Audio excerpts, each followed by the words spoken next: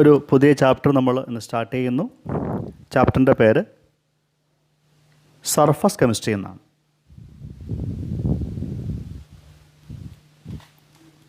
ചാപ്റ്ററിൻ്റെ പേര് ഇൻഡിക്കേറ്റ് ചെയ്യുന്ന പോലെ സോളിഡുകളുടെ സർഫസുമായിട്ട് റിലേറ്റ് ചെയ്യുന്ന ചില പ്രോപ്പർട്ടികളാണ് നമ്മൾ ഈ ചാപ്റ്ററിൽ ഡിസ്കസ് ചെയ്യുക. ലിക്വിഡുകളുടെ പ്രോപ്പർട്ടി നിങ്ങൾ ഡിസ്കസ് ചെയ്യുമ്പോൾ അവിടെ ലിക്വിഡ് സർഫസിലെ മോളിക്യൂളുകൾ ഒരു നെറ്റ് ഡൗൺവേർഡ് പുള്ള് കൊണ്ട് സഫർ ചെയ്യുന്നുണ്ട് എന്നും അതുകൊണ്ട് ലിക്വിഡ് സർഫസുകൾ ഒരു സ്ട്രെച്ച്ഡ് എലാസ്റ്റിക് മെംബ്രെയിൻ പോലെ ആക്ട് ചെയ്യുന്നൊക്കെ പഠിക്കുന്നുണ്ട്. അങ്ങനെ സർഫസിൽ ആക്ട് ചെയ്യുന്ന നെറ്റ് ഫോഴ്സിൻ്റെ ഒരു മെഷറായിട്ട് നമ്മൾ സർഫസ് ടെൻഷനും പഠിക്കുന്നുണ്ട്.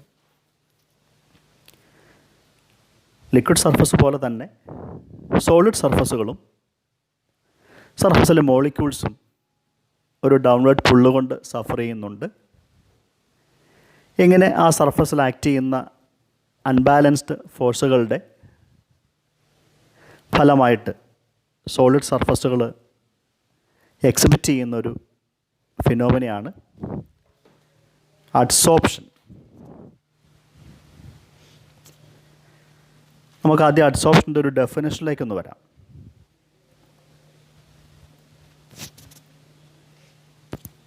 ഒരു സോളിഡ് ചാർക്കോൾ എന്ന സോളിഡ് നമ്മൾ എടുത്തു വച്ചിരിക്കുകയാണ്. Sample of charcoal. ചാർക്കോൾ നമ്മൾ എയറിൽ തുറന്നു വച്ചിരുന്നു കഴിഞ്ഞാൽ എയറിൽ ഒരുപാട് തരത്തിലുള്ള ഗ്യാസ് മോളിക്യൂൾസ് ഉണ്ട്. ആ ഗ്യാസ് മോളിക്യൂൾസിൽ സ്പെസിഫിക്കലി കാർബൺ മോണോക്സൈഡ് മോളിക്യൂൾസ് ഈ ചാർക്കോളിൻ്റെ സർഫസിൽ ഇതേപോലെ ഒന്ന് കോൺസെൻട്രേറ്റ് ചെയ്യുന്നതായിട്ട് കാണാൻ പറ്റും. ഈ ഗ്യാഷ്യസ് മോളിക്യൂൾസ് സോളിഡ് സർഫസിലാണ് കോൺസെൻട്രേറ്റ് ചെയ്യുള്ളൂ. അവർ ആ സോളിഡിൻ്റെ ബൾക്കിലേക്ക് ഡിഫ്യൂസ് ചെയ്യൊന്നുമില്ല. ഇങ്ങനെ ഒരു സോളിഡ് സർഫസിൽ ഗ്യാസ് മോളിക്യൂൾസ് എക്സസ് ആയിട്ട് കോൺസെൻട്രേറ്റ് ചെയ്യുന്ന ഫിനോമിനെ നമ്മൾ വിളിക്കുന്ന പേരാണ് അഡ്സോർപ്ഷൻ എന്ന് വിളിക്കുക. സോളിഡ് സർഫസുകൾ ഗ്യാസ് മോളിക്യൂൾസിനെ മാത്രമല്ല സൊല്യൂഷൻസിൽ നിന്ന് സൊല്യൂട്ടുകളെയും ഇതേപോലെ വേണമെങ്കിൽ അഡ്സോർബ് ചെയ്യാം. So adsorption is the excess concentration of a gaseous species or solute on the surface of a solid. ഇപ്പോൾ നമ്മൾ പറഞ്ഞ എക്സാമ്പിളിൽ ചാർക്കോൾ എന്ന സോളിഡ് കാർബൺ മോണോക്സൈഡ് എന്ന ഗ്യാസിനെയാണ് അഡ്സോർബ് ചെയ്തിരിക്കുന്നത്. അപ്പോൾ രണ്ട് ഫേസുകളുണ്ട് എന്ന് വ്യക്തമാണ്. ചാർക്കോൾ എന്ന സോളിഡ് ഫേസ് ഉണ്ട്. ആ ചാർക്കോൾ എന്ന സോളിഡ് ഫേസിലാണ് ആക്ച്വലി അഡ്സോർപ്ഷൻ ഒക്കർ ചെയ്യുന്നത്. അപ്പോൾ അഡ്സോർപ്ഷൻ ഒക്കർ ചെയ്യുന്ന ആ ഒരു സോളിഡ് സർഫസിനെ എനിക്ക് വേണമെങ്കിൽ അഡ്സോർബിങ് ഏജൻറ്റ് എന്ന് വിളിക്കാം. അഡ്സോർബിങ് ഏജൻറ്റ്. അഡ്സോർബിങ് ഏജൻറ്റ് എന്ന പേര് നമുക്ക് റെഡ്യൂസ് ചെയ്യുകയാണെങ്കിൽ അഡ്സോർബെൻറ്റ് എന്ന് വിളിക്കാം. അഡ്സോർബെൻറ്റ്. അപ്പോൾ ഏത് സോളിഡിൻ്റെ സർഫസിലാണോ അഡ്സോർപ്ഷൻ ഒക്കർ ചെയ്യുക അതിനെ വിളിക്കുന്ന പേരാണ് അഡ്സോർബൻറ്റ്. ഈ കേസിൽ ചാർക്കോളാണ് അഡ്സോർബൻറ്റ്. ഇനി ഏത് സോളിഡ് സർഫസിലാണോ അഡ്സോർപ്ഷൻ ഒക്കർ ചെയ്യുന്നത് അതിനെ അഡ്സോർബൻറ്റ് എന്ന് വിളിച്ചു. ആ സോളിഡ് സർഫസിൽ അഡ്സോർബ് ചെയ്യുന്ന ഗ്യാസ് ഏതാണോ ആ ഗ്യാസിനെ നമ്മൾ വിളിക്കുന്ന പേരാണ് അഡ്സോർബേറ്റ് എന്നാണ് വിളിക്കുക. അഡ്സോർബേറ്റ്. അപ്പോൾ അഡ്സോർപ്ഷനകത്ത് രണ്ട് ഫേസുകളുണ്ടെന്ന് പിടികിട്ടി. അഡ്സോർപ്ഷൻ ഒക്കർ ചെയ്യുന്ന സോളിഡ് ഫേസ് അഡ്സോർബെൻറ്റും അതിൽ അഡ്സോർബ് ചെയ്യപ്പെടുന്ന ഗേഷ്യസ് സ്പീഷീസ് ഓർ സൊല്യൂട്ട് അതിനെ അഡ്സോർബേറ്റ് എന്നും വിളിക്കാം.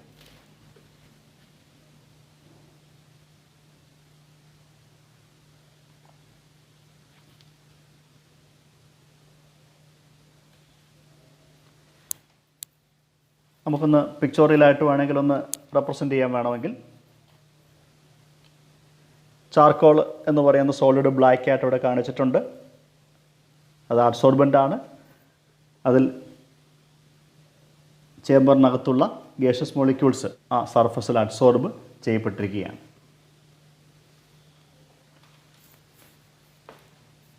അഡ്സോർപ്ഷൻ നിങ്ങൾക്ക് ഫെമിലിയറായ വേറൊരു എക്സാമ്പിൾ, നമ്മൾ ഇലക്ട്രോണിക് ഡിവൈസുകളൊക്കെ വാങ്ങുമ്പോൾ ആ ഒരു തെർമോക്കോൾ പാക്കറ്റിനകത്ത് വെൽ പാക്ഡ് ആയിട്ടാണ് അവർ വരിക. ആ പാക്കറ്റിനകത്ത് ഒരു ചെറിയൊരു പാക്കറ്റിൽ ഒരു സോളിഡ് പാക്ക് ചെയ്തിരിക്കുന്നത് നിങ്ങൾ കണ്ടിട്ടുണ്ടാകാം. സിലിക്ക ജെൽ എന്നാണ് വിളിക്കുക. Silica gel. സിലിക്ക ജെൽ എന്ന സോളിഡിന് മോയ്സ്ചറിനെ അഡ്സോർബ് ചെയ്യാൻ കപ്പാസിറ്റി ഉണ്ട്, ഓർ എബിലിറ്റി ഉണ്ട്. അപ്പോൾ ചേമ്പറിനകത്ത് സിലിക്ക ജെൽ നമ്മൾ ഫില്ല് ചെയ്ത് വെച്ച് കഴിഞ്ഞാൽ ആ ചേമ്പർ ഡ്രൈ ആയിട്ട് എനിക്ക് കീപ്പ് ചെയ്യാം. അപ്പോൾ ഈ ഇലക്ട്രോണിക് ഡിവൈസുകൾ പാക്ക് ചെയ്യുന്ന ആ ഒരു കണ്ടെയ്നർ ഡ്രൈ ആക്കി വയ്ക്കാൻ വേണ്ടിയാണ് നമ്മളതിനകത്ത് സിലിക്ക ജെല്ല് ഫില്ല് ചെയ്യുക, ടു അബ്സോർബ് മോയ്സ്ചർ. ലാബുകളിലൊക്കെ നമ്മൾ ഉപയോഗശേഷം മൈക്രോസ്കോപ്പുകളൊക്കെ ഒരു പെട്ടിക്കകത്തെടുത്ത് വയ്ക്കുമ്പോൾ അതിനകത്ത് നമ്മൾ സിലിക്ക ജെല്ല് സൂക്ഷിക്കാറുണ്ട്. കാരണം മൈക്രോസ്കോപ്പൊക്കെ സൂക്ഷിക്കുന്ന ആ ഒരു അറ്റ്മോസ്ഫിയർ ഡ്രൈ ആയിരുന്നില്ലെങ്കിൽ അതിനകത്ത് ഫംഗസ് ഒക്കെ വളരാനും ഒക്കെ സാധ്യതകളുണ്ട്. അത് ഒഴിവാക്കാനായിട്ടാണ് നമ്മൾ സിലിക്ക ജെല്ല് സൂക്ഷിക്കുക. ഈ അഡ്സോർപ്ഷൻ എന്ന ടൈമുമായിട്ട് വളരെ സിമിലാരിറ്റി ഉള്ളൊരു ടൈം നമുക്ക് ഓൾറെഡി അറിയാം, അബ്സോർപ്ഷനാണ്. അബ്സോർപ്ഷൻ രണ്ടും വ്യത്യാസം ഇതേ ഉള്ളൂ. അഡ്സോർബ് ചെയ്യുമ്പോൾ കമ്പോണൻറ്റുകൾ സോളിഡ് സർഫസിൽ മാത്രമാണ് കോൺസെൻട്രേറ്റ് ചെയ്യുക. അപ്പോൾ അഡ്സോർപ്ഷൻ ഒരു സർഫസ് ഫിനോമിനയാണ്. നേരെ മറിച്ച് അബ്സോർപ്ഷൻ ഒരു ബൾക്ക് ഫിനോമിനയാണ്. അൻഹൈഡ്രസ് കാൽസ്യം ക്ലോറൈഡ്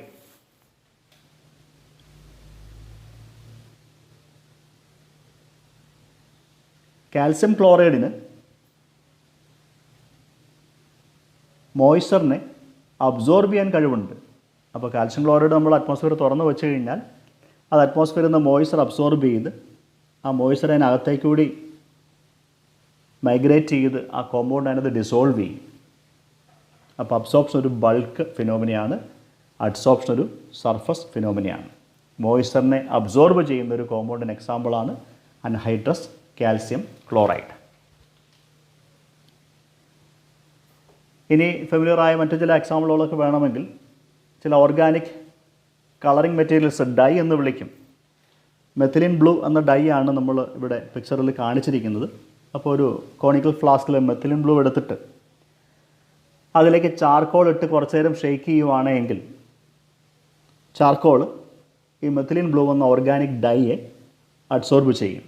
അപ്പോൾ അഡ്സോർപ്ഷൻ കഴിയുമ്പോൾ ആ ഫ്ലാസ്കിലെ സൊല്യൂഷൻ്റെ ഇൻറ്റൻസിറ്റി ഒക്കെ കുറയുന്നതായിട്ട് കാണുന്നുണ്ട്. അപ്പോൾ ഡൈ കളേർഡ് കോമ്പൗണ്ടുകൾ അഡ്സോർബ് ചെയ്യാൻ കഴിവുള്ള ഒരു സബ്സ്റ്റൻസ് കൂടിയാണ് ചാർക്കോൾ എന്ന് പറയുന്നത്.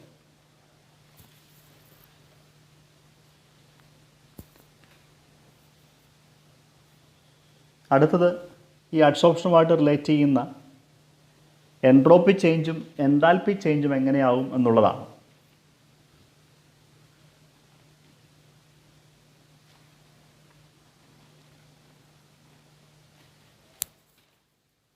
എൻട്രോപ്പി എന്ന് പറഞ്ഞാൽ സിസ്റ്റം പോസ് ചെയ്യുന്ന ഡിസോർഡറിൻ്റെ ഒരു മെഷറാണെന്നറിയാം.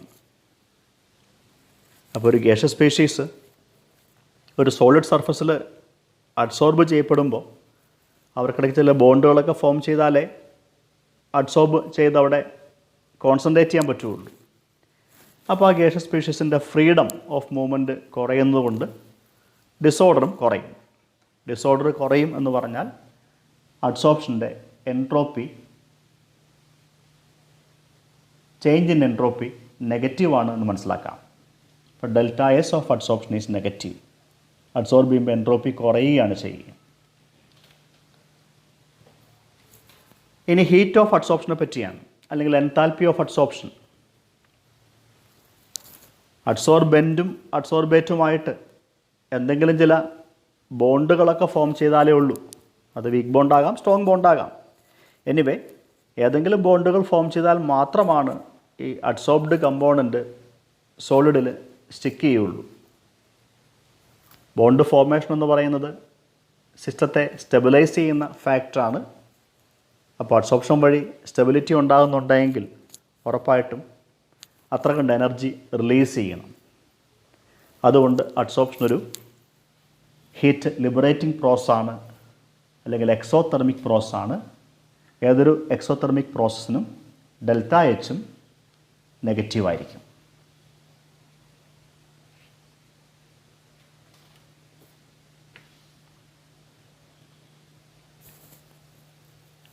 ഇനി ഒരു സോളിഡ് സർഫസിൽ അഡ്സോർബ് ചെയ്ത ഗ്യാസസ് സ്പീഷീസിനെ നമുക്ക് വേണമെങ്കിൽ അവിടെ നിന്ന് റിമൂവ് ചെയ്യാം.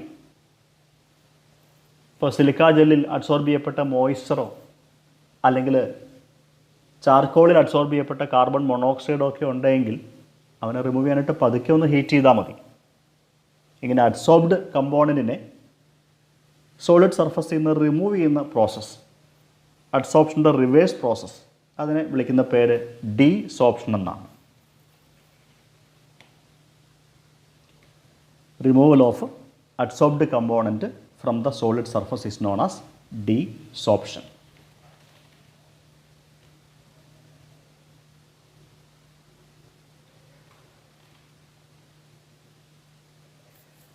ഇനി ചില കേസുകളിൽ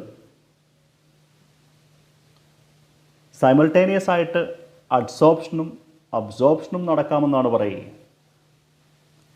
അതിന് ഏറ്റവും നല്ല എക്സാമ്പിൾ പറയുന്നത് ചോക്ക് എടുത്തിട്ട് മഷിക്കകത്ത് നമ്മൾ മുക്കുകയാണെങ്കിൽ മഷിയിലൊരു കളറിങ് ഓർഗാനിക് കെമിക്കലുണ്ട്, ഡൈ ഉണ്ട്, അതിനെ ഡിസോൾവ് ചെയ്യുന്നൊരു സോൾവൻറ്റും ഉണ്ട്. ഈ മഷിയിൽ മുക്കിയ ചോക്ക് നമ്മൾ എടുത്തിട്ടൊന്ന് ഒടിച്ച് നോക്കുവാണെങ്കിൽ ഈ മഷിയുടെ കളറ് ചോക്കിൻ്റെ ബൾക്കിലേക്ക് ഒരുപാടങ്ങ് മൈഗ്രേറ്റ് ചെയ്ത് പോകുന്നതായിട്ട് കാണാൻ പറ്റില്ല. അതിന് കാരണം ഡൈ പാർട്ടിക്കിൾസ് ഈ ചോക്കിൻ്റെ സർഫസ് ലെയറുകളിലൊക്കെയാണ് കാര്യമായിട്ട് ഇറങ്ങിച്ചെല്ലുള്ളൂ. അപ്പോൾ ഡൈ പാർട്ടിക്കിൾസ് ചോക്കിനകത്ത് അഡ്സോർബ് ചെയ്യപ്പെടുകയാണ് ചെയ്യുക. പക്ഷേ ആ മഷിയിലെ സോൾവൻറ്റ് ചോക്കിൻ്റെ ബൾക്കിലേക്ക് കൂടി മൈഗ്രേറ്റ് ചെയ്യും. അതായത് സോൾവൻ്റ് അവിടെ അബ്സോർബും ചെയ്യപ്പെടുന്നുണ്ട്. ഇങ്ങനെ അഡ്സോർപ്ഷനും അബ്സോർപ്ഷനും സൈമൾട്ടേനിയസ് ആയിട്ട് ഒക്കർ ചെയ്യുന്ന പ്രോസസ്സിനെ വിളിക്കുന്ന പേര് സോർപ്ഷൻ എന്നാണ് വിളിക്കുക. സോർപ്ഷൻ.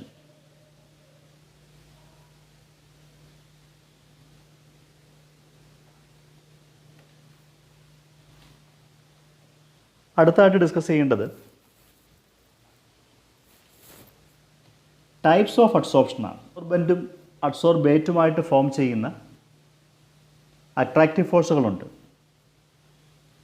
അത് ഫിസിക്കൽ ഫോഴ്സ് ഓഫ് അട്രാക്ഷൻ ആകാം, വാൻഡർവാൾസ് ഫോഴ്സ് പോലെ, അല്ലെങ്കിൽ കെമിക്കൽ ഫോഴ്സ് ഓഫ് അട്രാക്ഷൻ ആകാം, കോവാലൻ ബോണ്ടോ മറ്റ് കെമിക്കൽ ബോണ്ടുകളൊക്കെ ഫോം ചെയ്യാം. ഇങ്ങനെ അഡ്സോർബെൻറ്റിൻ്റെയും അഡ്സോർബേറ്റിൻ്റെ ഇടയ്ക്ക് ഫോം ചെയ്യുന്ന അട്രാക്റ്റീവ് ഫോഴ്സിൻ്റെ നേച്ചർ ബേസ് ചെയ്ത് അഡ്സോർപ്ഷനെ നമുക്ക് രണ്ട് ഗ്രൂപ്പായിട്ട് ക്ലാസിഫൈ ചെയ്യാം. ഒന്ന് ഫിസിസോർപ്ഷൻ, രണ്ടാമത്തതിൻ്റെ പേര് കെമിസോർപ്ഷൻ എന്നാണ്. ഫിസിസോർപ്ഷനും കെമിസോർപ്ഷനും.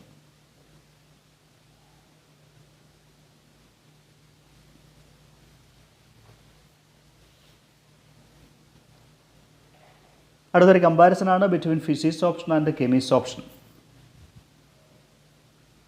ഫസ്റ്റ് കമ്പാരിസൺ തന്നെ അഡ്സോർബെൻറ്റിൻ്റെയും അഡ്സോർബേറ്റിൻ്റെ ഇടയ്ക്ക് എക്സിസ്റ്റ് ചെയ്യുന്ന വാൻഡർവാൾസ് ഫോഴ്സ് പോലുള്ള വീക്ക് ഫിസിക്കൽ ഫോഴ്സുകളാണെങ്കിൽ നമുക്കതിനെ ഫിസിസോർപ്ഷൻ എന്ന് വിളിക്കാം. Weak van der Waals forces between two phases, രണ്ട് ഫേസുകൾ, ഒന്ന് അഡ്സോർബൻറ്റും ഒന്ന് അഡ്സോർബേറ്റുമാണ്. നേരെ മറിച്ച് കെമിസോർപ്ഷനകത്ത്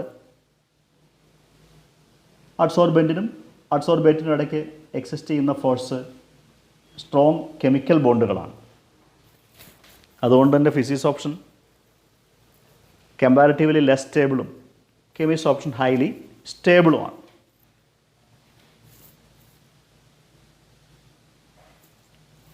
സെക്കൻഡ് പോയിന്റ് ഓഫ് കമ്പാരിസൺ, ഫിസിക്സ് ഓപ്ഷൻ്റെ കേസിൽ അഡ്സോർബെൻറ്റിൻ്റെയും അഡ്സോർബേറ്റിൻ്റെ ഇടയ്ക്ക് ഫോം ചെയ്യുന്ന ബോണ്ടുകൾ, ഇത് അഡ്സോർബെൻറ്റ്, ഇത് അഡ്സോർബേറ്റ്, അവർക്കിടയ്ക്ക് ഫോം ചെയ്യുന്ന ബോണ്ടുകൾ വളരെ വീക്കാണ്. നേരെ മറിച്ച് കെമീസ് ഓപ്ഷന് അഡ്സോർബെൻറ്റിനും അഡ്സോർബേറ്റിനും ഇടയ്ക്ക് ഫോം ചെയ്യുന്ന ബോണ്ട് നല്ല സ്ട്രോങ് ആണ്. ഒരു വീക്ക് ബോണ്ടിനെ ബ്രേക്ക് ചെയ്യാൻ നമുക്ക് ഒരുപാട് എനർജി വേണ്ട, കുറച്ച് എനർജി മതി. അപ്പോൾ വീക്ക് ബോണ്ട് ബ്രേക്ക് ചെയ്യാൻ കുറച്ച് എനർജി വേണമെന്നുണ്ടെങ്കിൽ വീക്ക് ബോണ്ട് ഫോം ചെയ്യുമ്പം റിലീസ് ചെയ്യുന്ന എനർജിയും വളരെ കുറവായിരിക്കും. അപ്പോൾ second point of comparison, physics option enthalpy of adsorption വളരെ ലോ ആണ്. അത് 20 to 40 kilo joule per mole എന്നൊക്കെയാണ് പറയുക.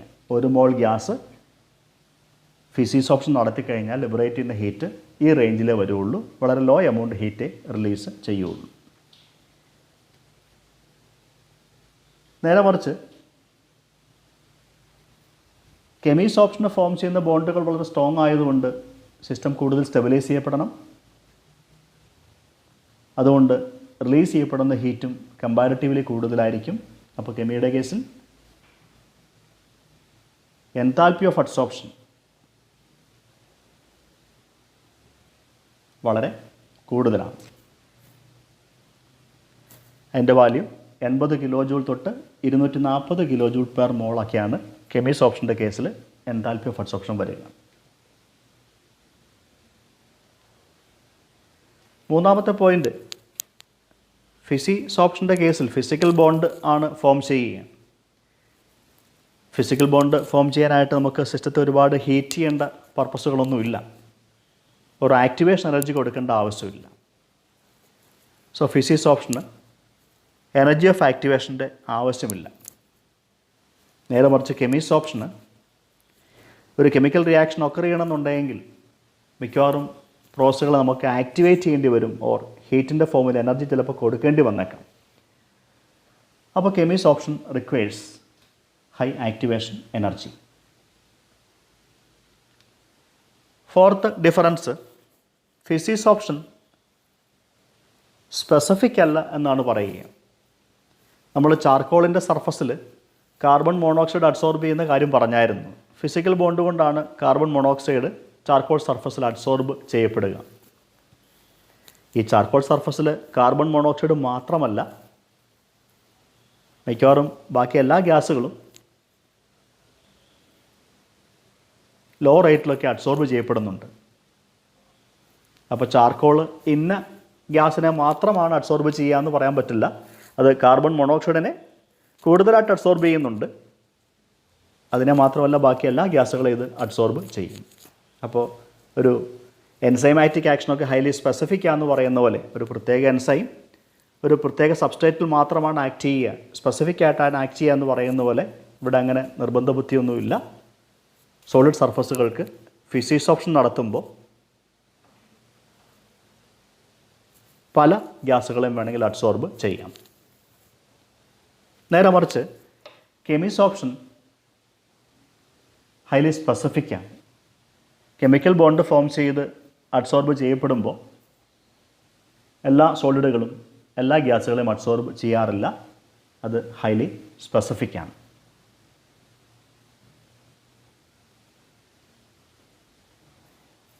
ഫിഫ്ത്ത് പോയിന്റ് ഓഫ് കമ്പാരിസൺ, ഫിസിക്സ് ഓപ്ഷൻ്റെ കേസിൽ മൾട്ടി മോളിക്കുലാർ ലെയറുകൾ അഡ്സോർബ് ചെയ്യപ്പെടാമെന്നാണ് പറയുക. എന്ന് പറഞ്ഞാൽ ഒരു സോളിഡ് സർഫസ് ചാർക്കോളോ ആരെങ്കിലും ഉണ്ടെങ്കിൽ അവിടെ first layer gas molecules adsorb ചെയ്യപ്പെടാം. ഫസ്റ്റ് ലെയർ ഇതേപോലെ അഡ്സോർബ് ചെയ്തു ഗ്യാസ് മോളിക്യൂൾസ്.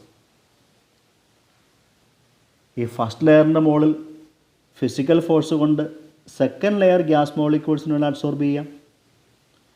അതിൻ്റെ മുകളിൽ വാൻഡർവാൾസ് ഫോഴ്സ് കൊണ്ട് തേർഡ് ലെയറിന് അഡ്സോർബ് ചെയ്യാം. അതുകൊണ്ടാണ് പറയുക ഫിസിക്സ് ഓപ്ഷൻ്റെ കേസിൽ മൾട്ടി മോളിക്കുലാർ ലെയറുകൾ അഡ്സോർബ് ചെയ്യപ്പെടാമെന്ന് പറയുക. നേരെ മറിച്ച് കെമീസ് ഓപ്ഷൻ്റെ കേസിൽ സോളിഡ് സർഫസിൽ ഒരൊറ്റ ലെയർ ഗ്യാസ് മോളിക്യൂൾ മാത്രമാണ് അഡ്സോർബ്ഡ് ആവുക. അതുകൊണ്ട് കെമീസ് ഓപ്ഷൻ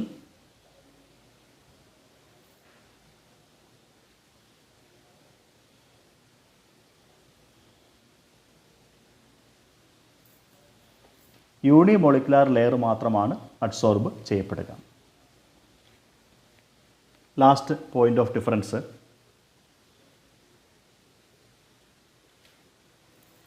ഫിസിക്സ് ഓപ്ഷൻ റിവേഴ്സിബിൾ ആണെന്ന് പറയാം. എന്ന് പറഞ്ഞാൽ അഡ്സോർബ്ഡ് ഗ്യാസ് നമുക്ക് ഈസി ആയിട്ട് ഡിസോർബ് ചെയ്യാം, അത് വളരെ പെട്ടെന്ന് വീണ്ടും അഡ്സോർബ് ചെയ്യാം. ഇപ്പോൾ കാർബൺ മോണോക്സൈഡിൻ്റെ സർഫസിൽ കാർബൺ മോണോക്സൈഡ് ചാർക്കോളിൻ്റെ സർഫസിൽ വളരെ പെട്ടെന്ന് അഡ്സോർബ് ചെയ്യുന്നൊരു ഗ്യാസാണ്. അവനെ പതുക്കെ ഒന്ന് ഹീറ്റ് ചെയ്താൽ ഗ്യാസ് ഡിസോർബ് ചെയ്യും. ആദ്യത്തെ കണ്ടീഷൻ വീണ്ടും തിരികെ കൊണ്ടുവന്നാൽ ഗ്യാസ് വീണ്ടും അഡ്സോർബ് ചെയ്യും. അപ്പോൾ അഡ്സോർപ്ഷൻ ഡീസോർപ്ഷൻ പ്രോസസ്സ് വളരെ പെട്ടെന്ന് ഒക്കർ ചെയ്യുന്നതുകൊണ്ട് ആ പ്രോസസ്സ് നമുക്ക് റിവേഴ്സിബിൾ എന്ന് വിളിക്കാം. നേരെ മറിച്ച് കെമീസ് ഓപ്ഷൻ്റെ കേസിൽ ഇത്തരത്തിലുള്ള റിവേഴ്സിബിലിറ്റി നമുക്ക് കാണാനായിട്ട് സാധിക്കില്ല. പ്രോസസ്സ് ഇറിവേഴ്സിബിളാണ്. ഇതാണ് difference between physisorption and chemisorption. അടുത്ത ക്ലാസ്സുകളിൽ നമുക്ക് അഡ്സോർപ്ഷനെ ഇൻഫ്ലുവൻസ് ചെയ്യുന്ന പല ഫാക്ടേഴ്സ് ഉണ്ട്, അതിനെക്കുറിച്ച് ഡിസ്കസ് ചെയ്യാം.